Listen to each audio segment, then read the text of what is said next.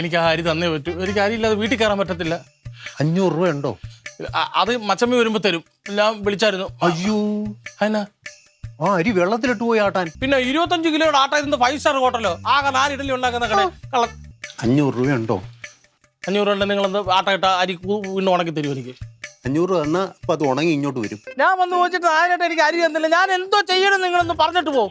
ഞാൻ പറയണ കേക്ക്. നീ ആ റോസ്മേരിയോട് പ്രയോഗിച്ച് എന്തെങ്കിലും പഴയ ഐഡിയ എടുത്തൊന്ന് പ്രയോഗിക്കും. നിനക്കത് തരണം ചെയ്യാൻ പറ്റും.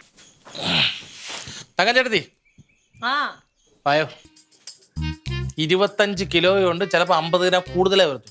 ഒരു കുറവില്ല. ഇതെന്റെ അരിയല്ലല്ലോ. ഏതരിയാണേലും പകരം അരി 25 കിലോ കൊണ്ടുവന്നിട്ടുണ്ട്. ജസ്റ്റ് ഈറ്റ് അപ്പം, നോട്ട് കൗണ്ട് കുഴി. ഓക്കെ, അപ്പം നിന്നാ മതി. കുഴി എണ്ണുണ്ടെന്ന്. 25 കിലോ അരി നിങ്ങൾക്ക് കിട്ടിയിട്ടുണ്ട്. ഒന്ന് നല്ലോണം നുള്ളിക്കോ. ഒരു ചെറിയ പണി ഞാൻ വെച്ചിട്ടുണ്ട് കേട്ടാ. അച്ചമ്പി ആ മോനെ, എന്തായി കാര്യങ്ങള്?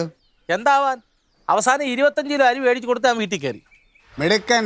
എനിക്കറിയാം നീ റേഷൻ കടക്കാരനെ സ്വാധീനിച്ച് എങ്ങനെയെങ്കിലും മേടിച്ചു കൊടുക്കൂന്ന്. അത് റേഷൻ കടയിൽ നല്ല മേടിച്ചു കൊടുത്തത്. പിന്നെ ബാബുവിന്റെ ഇടയിൽ നിന്ന്.